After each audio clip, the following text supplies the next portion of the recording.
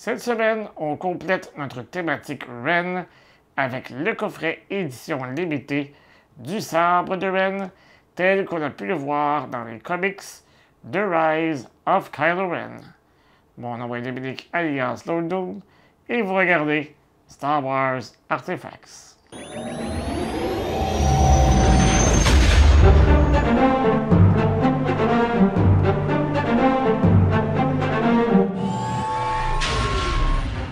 Sorti pour le Live Day 2024 dans les parcs Galaxy's Edge, ce sabre est vendu au coût de 300 $ US. Vous le trouverez au Den of Antiquities de mon bon ami Doc Ondar.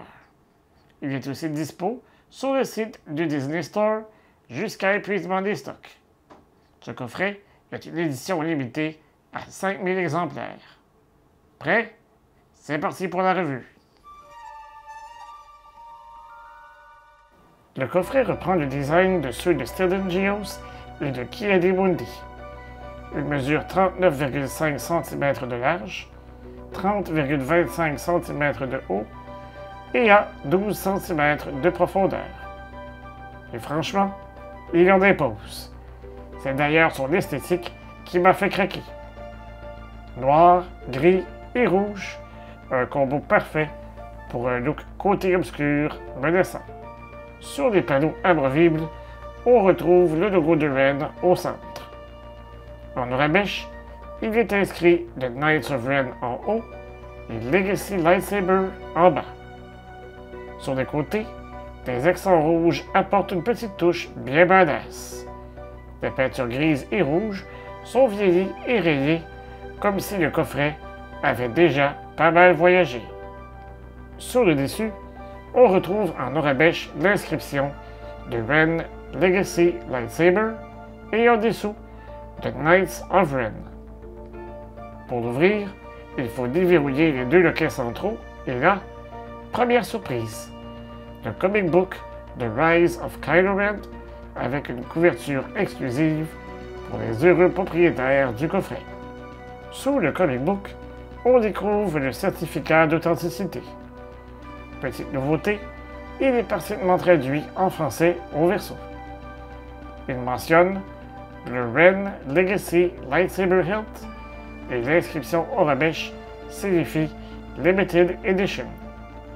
De mon côté, j'ai mis la main sur le numéro 2339 sur 5000. Juste en dessous, une petite citation bien sombre. Oh ben, vous ne me suivez pas. Vous suivez ça, le Ren. Le Ren ne perd pas de temps à se demander ce qu'il brûle, si c'est bien ou mal, ou quel but il poursuit. Le Ren existe, c'est tout. Il vit, consume sans aucun remords, c'est sa nature et rien d'autre. Je crois très profondément en ses principes.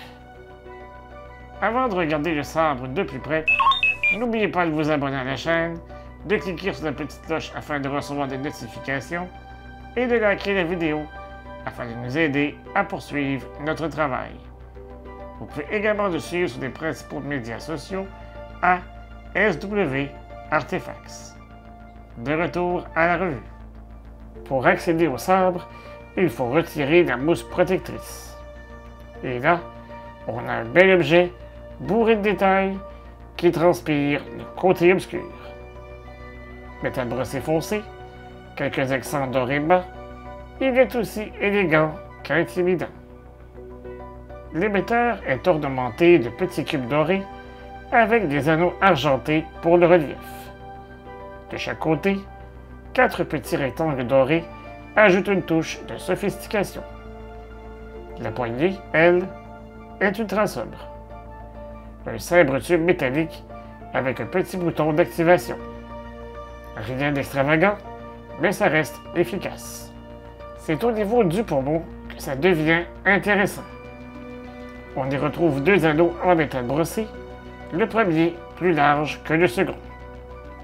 Mais surtout, ce qui attire l'œil, ce sont les 4 pointes dorées recourbées ressemblant à des griffes bien menaçantes.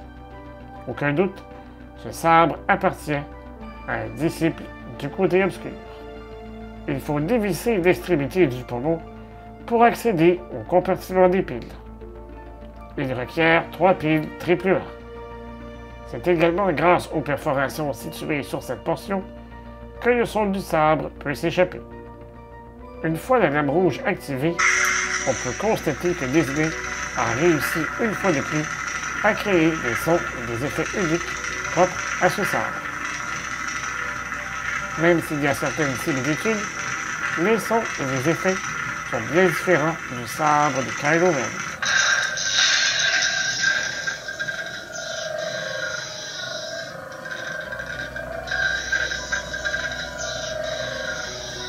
Le sabre émet un flash jaune afin de simuler un impact et émet certains sons.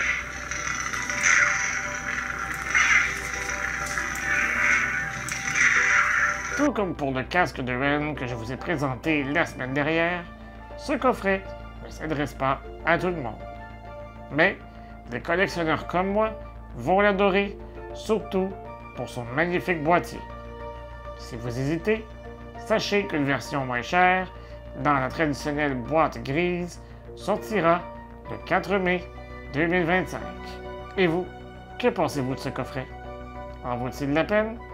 Allez-vous attendre la version moins dispendieuse ou allez-vous tout simplement passer puisque le personnage ne vous intéresse tout simplement pas? Dites-moi tout en commentaire. Je vous donne rendez-vous prochainement pour une autre revue. Et d'ici là, je vous dis à bientôt et que la force soit avec vous à tout jamais.